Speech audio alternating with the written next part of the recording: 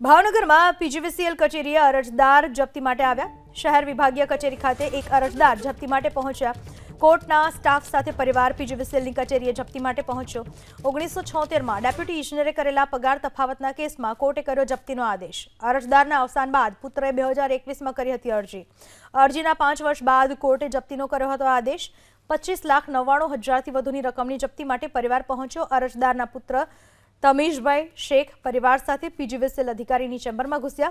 પરિવારજનોએ ઇજનેર સમક્ષ આક્રોશ સાથે ન્યાયની માંગ કરી.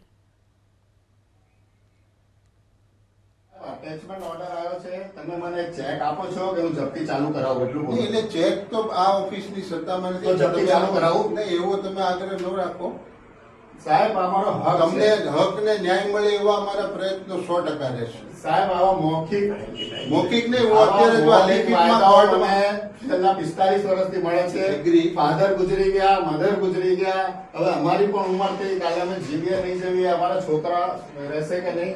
અમને આજે ને આજે તમે એમ કહો કે ચેક આપો છો કે પછી હું જપ્તી કરાવું? નહીં, હું હાથ જોડી તમે વિનંતી સમજો કરું છું, સાહેબ. કે